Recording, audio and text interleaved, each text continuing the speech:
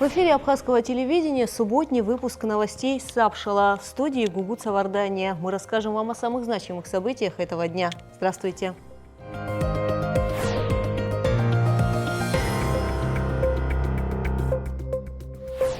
Сегодня в выпуске «Слово Божье на земле абазгов». В Абхазии чтят память апостола Симона Канонита, одного из 12 ближайших учеников Христа. Музыкальный диалог с вечностью. В Новом Афоне стартовал первый международный фестиваль искусств. Битва за древние стены. В Анакапии реставрируют предвратную башню. Смартфоны как искусство. Секреты вирального контента и мобильной съемки раскрыли на мастер-классе для молодежи. Сегодня в республике государственный выходной. Православная Абхазия чтит память своего небесного покровителя, апостола Симона Канонита. Согласно преданию, именно он принес Слово Божье на землю древних абазгов. Традиционно в этот день во всех храмах страны проходят торжественные богослужения.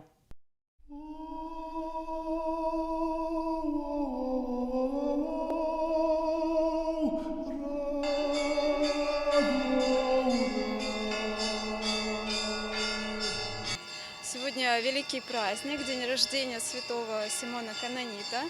И я приезжаю сюда уже 4-й год. Именно в эту дату, 23 мая, посещаю Новоафонский монастырь, потому что чувствую силу, чувствую вот это благостное состояние. Когда мы вспоминаем жизнь святых, их жизнеописание, это что-то в нас пробуждает, в нашей душе, и мы становимся добрее, проявляем уважение, сострадание, милосердие друг к другу. Это то, что сейчас необходимо.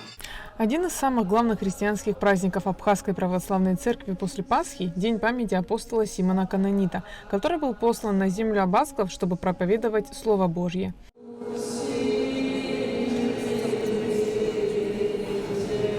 Я очень трепетно к этому отношусь празднику. Желаю всем жителям Абхазии всех благ, мира, ну и всего самого наилучшего. Всех с праздником! Празднование Симона Канонита, одного из 12 апостолов. Мы очень долго ждали его, то есть получилось так, что мы попали, очень довольны, очень счастливы, что мы присоединились к этому великому мероприятию Абхазской земли. Всякий человек подает сперва хорошее вино, потом похуже. А ты хорошее вино сберег доселе, заявил распорядитель свадьбы в Кане Галилеяльской изумленному жениху Симону. Стали выяснять, откуда это вино взялось, и, видимо, виночерпий указал на одного из гостей, Иисуса из Назарета, который по просьбе своей матери превратил обычную воду в прекрасный напиток. Первое чудо, которое Христос явил окружающим, произошло на свадьбе Симона Канонита. Жених был настолько потрясен, что стал преданным учеником Господа. После вознесения Спасителя на небеса все ученики Иисуса получили божественный дар исцелять, пророчествовать и способность говорить на разных языках. Ученики Иисуса разделили между собой страны, куда они должны были нести Слово Божье. Абхазская земля досталась Богородице, но в тяжелое путешествие отправился ее родственник Симон Канонит. По преданию, на Кавказ пришли 3 апостола – Андрей Первозванный, Матвей и Симон. Чуть позже Андрей и Матвей отправились дальше, вдоль Черноморского побережья Кавказа. А один из 12 ближайших апостолов Иисуса Христа остался на земле абазгов. Святой жил среди простых людей, говорил на их языке, постился и молился во имя их блага и здравия. Симон поселился на берегу реки Псырцха, в скальной пещере. Нередко грот Канонита в Новом Афоне обступали толпы прихожан, чтобы послушать проповеди апостола о житии Иисуса Христа. Здесь же он крестил людей. Это было время гонения на христиан. Житие святого пришлось на годы, когда Абхазия была римской провинцией. В городе Севасте, нынешнем Сухуме, находились римские легионеры. В середине 1 века апостол принял от них мученическую смерть. По преданию, рядом с пещерой Симона Канонита забил целебный источник, а на камне апостолом оставлен след, доказательство местным жителям того, что он действительно является учеником Иисуса Христа. На мощах был построен белокаменный храм, который носил имя святого. Традиционно 23 мая в республике выходной. В праздник во всех храмах республики проходят торжественные богослужения. Абхазия входит в ряд стран самого раннего распространения христианства.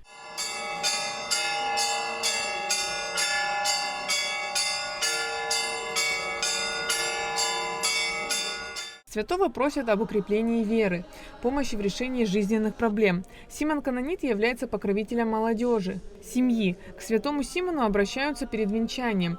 Верующие просят, чтобы союз был крепким. Поэтому многие туристы выбирают именно Абхазию, чтобы сочетаться браком.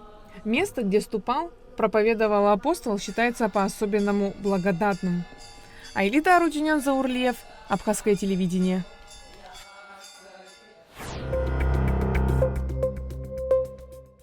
Праздничные колокола сегодня звучали и в самом сердце России. В Московском Донском монастыре прошла торжественная литургия, которую возглавил наместник обители митрополит Каширский Феогност в сослужении представителя абхазского духовенства иеромонах Арсений Джелия и иеродиакон Георгий Айба. Молитвенно почтить память апостола пришли десятки представителей абхазской диаспоры Москвы.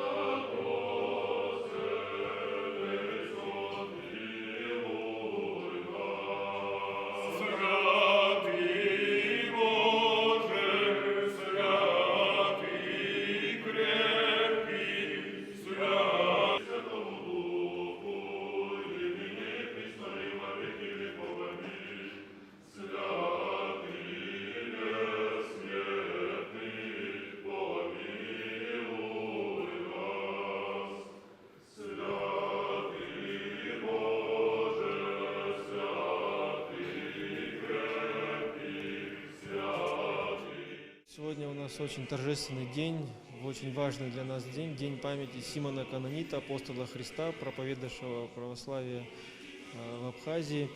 Мы собрались здесь на торжественную литургию, на молебен, и очень отрадно было слышать, что именно сегодня в стенах Донского монастыря слышались молитвы на абхазском языке. Для нас это очень важно, потому что, как вы знаете, на территории Москвы, к сожалению, нет храма, прихода, где могли бы служить наши соотечественники, и диаспора могла бы участвовать в таких богослужениях.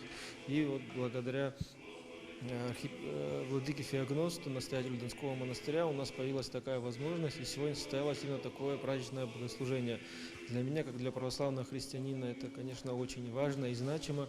Я надеюсь, мы сможем хотя бы несколько раз в год собираться на данном монастыре и участвовать в подобных богослужениях. Это непосредственно укрепит веру наших граждан, и мы сможем соборно молиться, а соборная молитва творит чудеса. Поэтому здесь мы как раз таки находимся для того, чтобы помолиться и о мире в нашей республике, в Российской Федерации, и чтобы все наконец прекратилось, и наступил мир, и мы могли жить в мире и здравии, и радоваться жизни.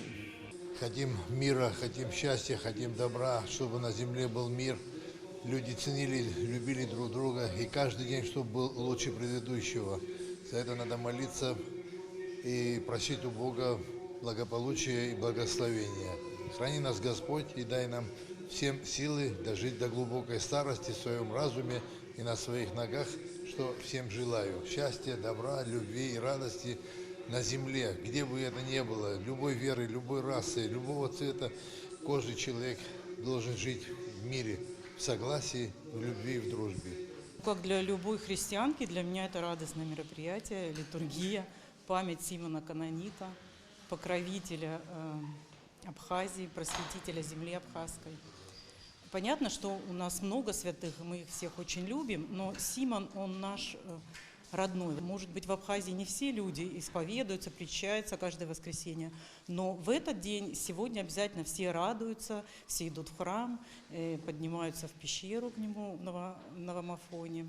Вот, то есть, поэтому это особый день, то есть особая связь. Сегодня в день Симона Канонита я не хочу говорить о сложных вещах, и хочется сказать одно, остановиться на минуту. Людям хочется пожелать, чтобы они вышли из суеты, послушали эту тишину, и в ней он, в ней апостол Симон Канонит, в ней вера наших предков, в ней покой, которого нам сегодня так не хватает. И пусть каждый, кто сегодня вспомнит апостола Симона, почувствует сердцу эту тихую, но сильную радость, потому что он свой, он наш, он и российский, и абхазский святой, который на протяжении более 2000 лет учит нас самому простому – быть людьми, которые способны любить и прощать. Помолимся апостолу Симону Канониту. Святославный всехвальный апостоле Симоне Каноните, моли Бога о нас грешных, да подаст нам мир, здравие и спасение, и во всем благое поспешение. Аминь. Я являюсь православным человеком. Живу я в Москве 1972 года. И для меня сегодня такое событие огромное, потому что это первая служба, которая собрала абхазский народ. И народ, который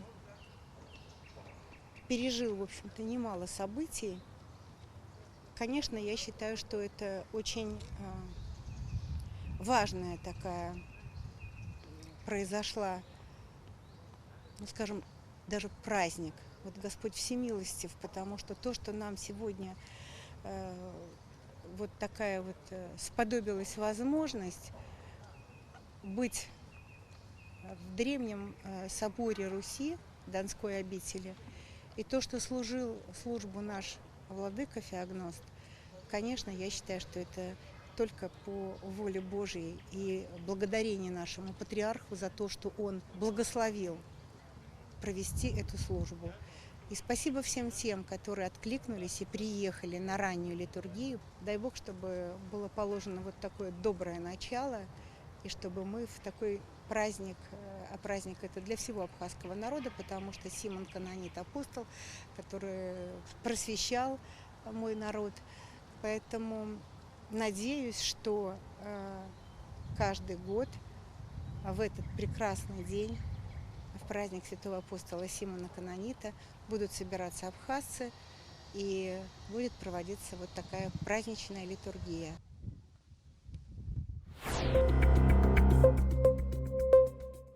Духовный праздник в Новом Афоне получил масштабное культурное продолжение. Здесь стартовал первый международный фестиваль, объединивший артистов из 5 стран.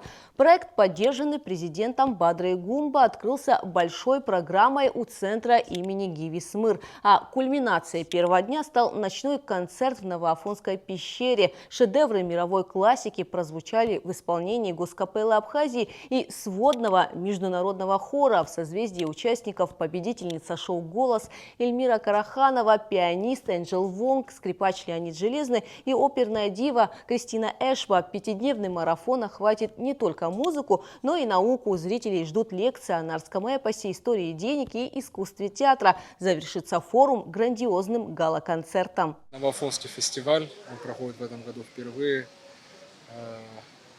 Аналогичная история была в Пицунде. В 2023 году мы начали. И вот в этом году решили провести также в Новом Афоне. Этот фестиваль в целом посвящается, я бы сказал, нашей государственности, так как Новый Афон занимает особое место, я считаю, что в жизни нашей Абхазии. Это наша историческая столица Абхазского царства.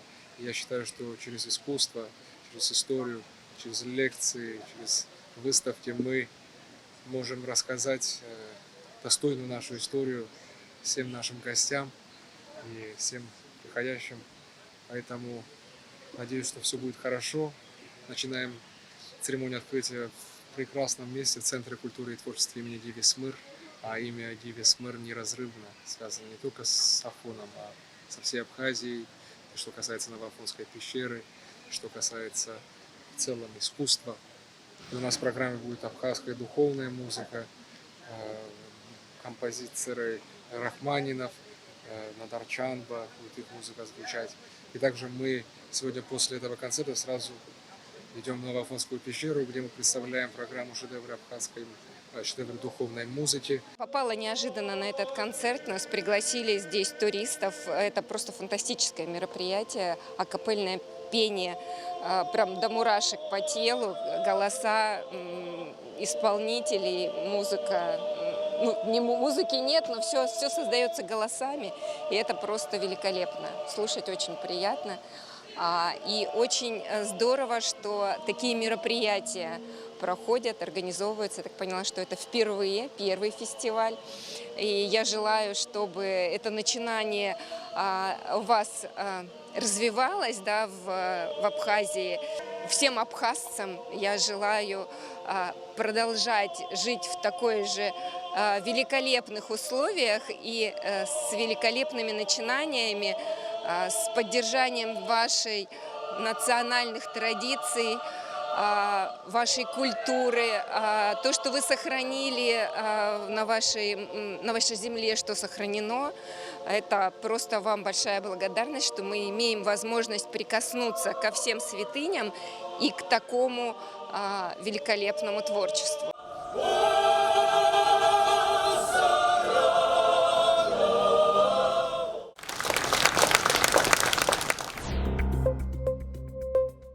Пока в самом сердце Нового Афона звучит музыка, на вершине Иверской горы продолжается большая созидательная работа.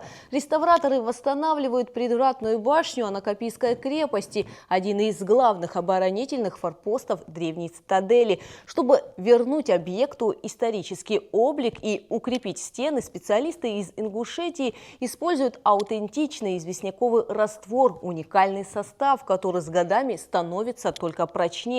Этот этап стал результатом десятилетней научной подготовки. О том, как мастера сохраняют наследие для будущих поколений, в нашем репортаже.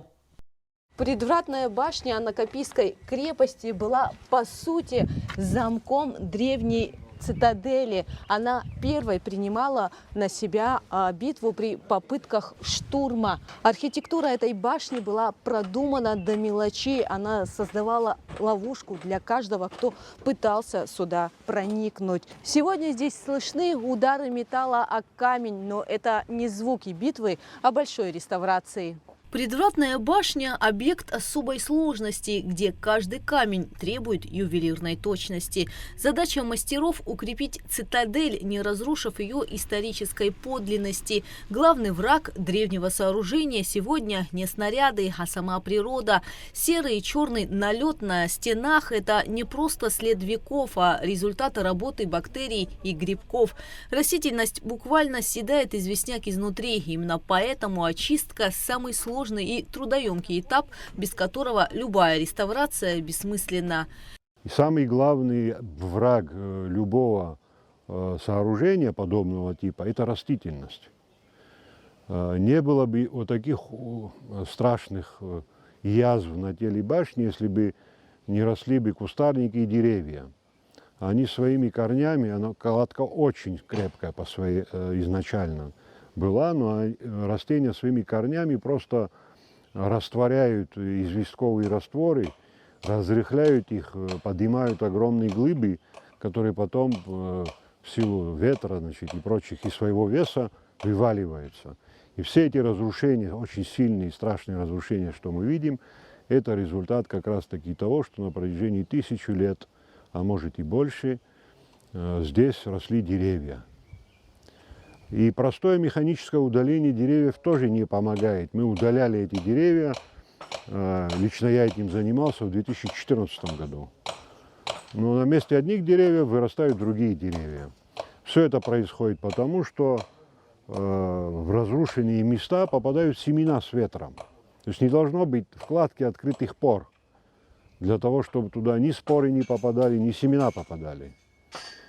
И реставрация подразумевает как раз-таки, во-первых, излечение кладки от того, что я уже перечислял, и закрытие всех швов, чтобы в будущем ни семена травы, ни споры не могли попасть в тело кладки и производить дальнейшие разрушения. На объекте сутками работают мастера из Ингушетии, имеющие колоссальный опыт восстановления памятников культурного наследия.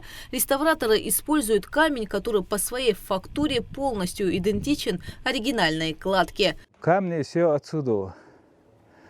Это вы сами видите. Вот с таким булыжником. Его надо обрабатывать выровнять со всех сторон, подготовить. Но секрет прочности в растворе. Реставраторы работают на специальном известняковом составе. Его уникальность в том, что со временем известь не разрушается, а наоборот, все сильнее укрепляется и буквально срастается с камнем. Эта технология, проверенная веками. Сама архитектура башни диктует свои условия. Из-за крайне неровного рельефа здесь пришлось установить специальные хомутовые леса. Эта сложная конструкция позволяет мастерам работать вплотную к объекту на любой высоте. Оборудование закупили согласно проекту еще в 2020 году, но прежде чем монтажники приступили к делу, ученые проделали колоссальный объем бумажной работы.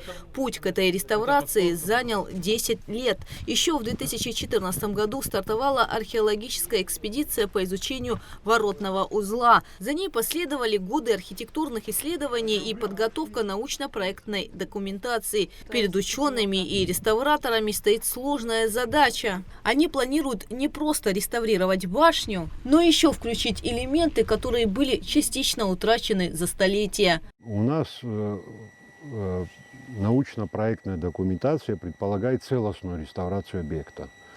Это означает восстановление не только его первоначального облика, но и тех конструктивных элементов, которые сегодня утрачены, частично утрачены. То есть вы снимали внутри башни, видели один фрагмент колонны, других нет. Видели арки, подпиравшие своды, частично сохранившиеся. То есть речь идет о целостной реставрации объекта. Впоследствии, конечно, на 4-м привилегированном этаже, там, где мы обнаружили и запротоколировали один из древнейших каминов на территории Абхазии, именно в жилом помещении башенном, конечно, можно было бы организовать небольшую экспозицию, то есть как жили, чтобы показать, как жили люди в X веке. Да? Саму башню мы... Второй этап продатирован первой половины X века. И очень важно, мне кажется, для дополнения грамотности людей, нас всех, представить там некую небольшую экспозицию, которая разъясняла бы и специалистам, и посетителям быт, одежды, утварь людей X века. Кроме того, вот мы очень много говорим о технических приспособлениях древности, таких как таранные машины, катапультные машины. Я хочу отметить, что на данной башне у нас остались следы ударов каменных ядер, что подтверждает осаду и использование катапультных машин в древности. И вот эти большие окна абразуры на 2-м этаже, которые мы видим в количестве 5 штук, значит, это не просто окна, это окна амбразуры. Почему они такого размера? Потому что и внутри были установлены метательные машины. Разве не было бы интересно реконструировать такую легкую, облегченную метательную машину, которая поясняла бы, как оборонялись защитники при помощи, на дальних подступах они умели обороняться метанием камней. Более того, в результате экспедиции 2014-2015 года мы извлекли из слоев огромное количество булыг, предназначенных для метания. Причем они были обнаружены не только здесь, внутри башни, то есть арсенал и запасы этих метательных снарядов, но и по периметру они были обнаружены в постройках. Эти булыги, значит, морские булыги, окатанные, округлой формы, примерно весом 10-12 килограмм, бросали при помощи простых треног с маятниковым механизмом, и таким образом они оборонялись. То есть, если нам удастся воссоздать полную картину того времени, это будет просто изумительно и просто чудно и интересно. Потому что в Абхазии пока еще нет аналогов подобной идеи реализованных. Однако для одних это долгожданное спасение памятника, для других риск утраты его подлинного облика. Главный предмет споров – так называемый новодел. Критики реставрации настаивают, объект ценен именно своей первозданностью и печатью времени. Есть опасения, что башня превратится в современную стилизацию. Активисты призывают к методу чистой консервации. Однако ученые Новоафонского заповедника, занимающиеся этой работой на протяжении долгих лет, и мастера отмечают, башня находится в критическом состоянии. Обычная консервация уже не может остановить разрушение, вызванное влагой и грибком. Вообще мы запоздали с реставрацией, наверное, лет на 500. Это не сегодня вопрос стал актуальным. Это вопрос актуальный не только для нашей этой башни, на которой сейчас идут работы. Это вопрос актуален абсолютно для всех объектов историко-культурного наследия Абхазии. Я когда-то занимался наряду с моими коллегами каталогизацией, осмотром натурным, изучением памятников Абхазии в целом. Хочу сказать, даже те объекты, которые были восстановлены, христианские объекты, которые были восстановлены в эпоху Российской империи и более поздние времена, они тоже сегодня нуждаются в реставрационных работах. То есть те памятники, которые даже мы обслуживаем, которые не протекают вроде бы, и где проводятся какие-то мероприятия, и общественные, и религиозные, и они тоже нуждаются в реставрационных работах. Путь к нынешним работам занял 10 лет. От первых археологических раскопок до сложнейших расчетов. Сегодня каждый очищенный и уложенный камень – это вклад в долголетие памятника. И как бы ни разгорались споры о реставрации, главная правда в том, что даже самые прочные стены нуждаются в человеческой защите. Гугут Савардания, Адам Арджения, Абхазское телевидение. От древних технологий к цифровым трендам. Как превратить обычный смартфон в инструмент профессионального роста, обсуждали на мастер-классе для молодежи. Выпускница мастерской новых медиа Екатерина Сердюкова поделилась секретами создания вирального контента и правильного монтажа, о том, как попасть в рекомендации и не потерять искренность. Репортаж Аэлиты Арутюнян. Снять видео в высоком разрешении – это только полдела. Ведь для создания качественного контента необходимо знать основы мобильной съемки, алгоритмы. Как смонтировать и подать материал так, чтобы он, как говорится, залетел или же попал в реки. Для того, чтобы все это узнать и не только, мы отправляемся на мастер-класс по мобильной съемке. В целом, такое мероприятие подходит для тех, кто хочет научиться профессионально создавать контент. Спикер Екатерина Сердюкова, выпускница проекта «Мастерская новых медиа», подчеркнула, что главная основа мобильной съемки – снимать от души, с любовью, не подстраивать под чужие рамки. И, как выразилась Екатерина Сердюкова, как ты это видишь. Также поделилась спикер, при выгрузке контента в ту или иную сеть необходимо знать ее формат. Где-то, как сейчас говорят, заходят горизонтальные видео, где-то вертикальные. Также в некоторых соцсетях нужно смотреть время, когда лучше выложить пост.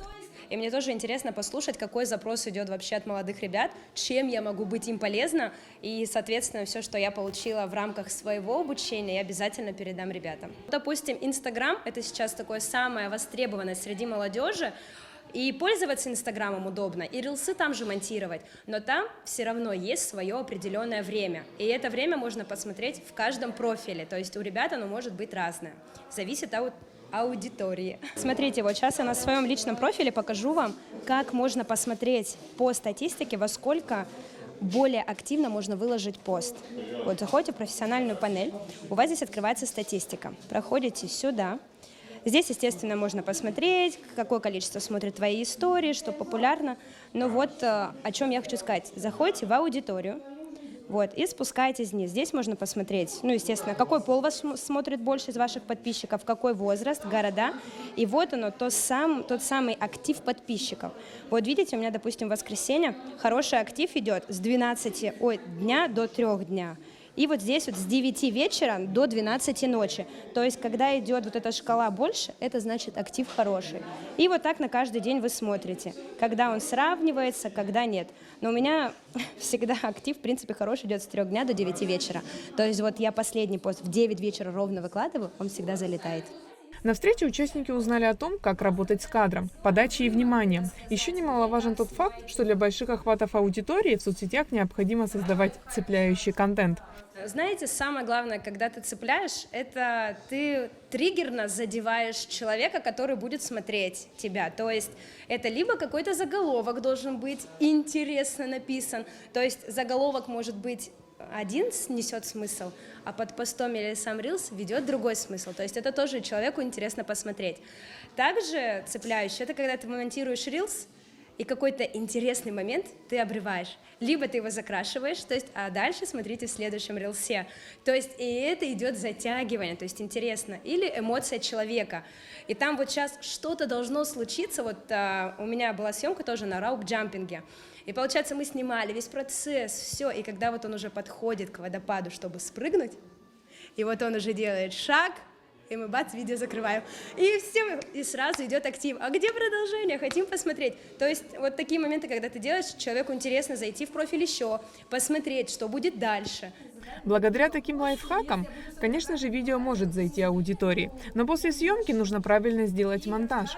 О его секретах также рассказала Екатерина Сердюкова. И, конечно же, она посоветовала начинающим создателям контента не бояться и проявлять себя. Вы знаете, насчет монтажа. Вот, кстати, я тот самый человек, который искусственный интеллект любит, но не доверяет ему целиком и полностью. То есть я монтирую по-простому. Как бы вот я тоже проходила это обучение, нам рассказывали там, какие делать переходы, вставки и все вот это остальное, но это получается, знаете, как под копирку. У каждого это вставка. Каждый знает, какой будет сейчас дальше переход. То есть они у всех одинаковые. А я из тех, которые оставляет вот естественным образом, как это получается. И это выходит по-живому, интересно, по-простому. И это может действительно сделать каждый. Сейчас время проявления, сейчас время личного бренда, когда что бы ты ни хотел сделать, если знают твое лицо, знают твою деятельность, тебе все дороги открыты. Участники открыли для себя правильную подачу видео, получили практические советы от медиаспециалиста. Я уже неоднократно участвую в таких мероприятиях. Мне действительно нравится сфера медиа. Вот. Сама тоже имею свой проект «Молодежный медиа Абхазии». В целом, благодаря таким мероприятиям как раз-таки формируются новые какие-то знания, знакомства, коммуникации с участниками. Такие мероприятия проводить вообще стоит, чтобы молодежь развивалась в какой-то сфере, чтобы они намного больше могли предпринять в каких-либо случаях, даже условно. Этот небольшой мастер-класс по съемке может дать кому-то возможность или кого-то, не знаю, вдохновить, чтобы он начал снимать какие-то ролики, либо работать в СММ-сфере и тому подобного рода. Юлия Красцова, директор представительства ДВФМ в Абхазии, отметила, что это мероприятие проводится по запросу молодежи. Его посетили порядка 20 человек. Мастер-класс был открытым. Был запрос как раз на работу в медиапространстве, на получение новых знаний, навыков, и мы плотно взаимодействуем с новыми медиа также. И сегодня у нас будет выпускница проводить мастер-класс как раз на основе тех знаний, которые получены в рамках мастерской новых медиа, и масштабировать свой опыт среди молодежи. Здесь мы как бы нашли точки соприкосновения и молодежи, и мастерских новых медиа. Все они снимают ролики, смотрят там соцсети, и это им очень откликается. И, конечно, поступали и к нам запросы. Вот у нас первый это был форум «Шум», такой стартовый, большой, интенсив, трехдневный на площадке представительства. И дальше уже локально приходили специалисты, кто точечными направлениями занимался. И поэтому сегодня вот мастер-класс именно по съемке на мобильный телефон. Екатерина у нас впервые сегодня. Я надеюсь, это первое мероприятие, которое продолжит нашу совместную деятельность. Вот. И раньше не было мероприятий от нее, и в принципе по направлению работы через мобильный телефон. Такой мастер-класс – это возможность прокачать свои навыки и по-новому посмотреть на создание контента. Любые навыки нужно развивать постоянно, ведь время не стоит на месте, а вместе с ним и прогресс. Необходимо пользоваться любой возможностью развития, быть разносторонним, ведь не знаешь, какой навык, где и когда пригодится. Айлита Арутюняна Ахрамичпа, Абхазское телевидение. И в завершении выпуска отличная новость для любителей кинематографа. На телеканале Абхазского телевидения запускается новый проект «Кино на абхазском языке». Теперь каждую субботу вас ждут лучшие абхазские картины, а также шедевры мирового кино в переводе на абхазский язык. Не пропустите показ. На этом мы прощаемся с вами. Приятного просмотра и до встречи в эфире.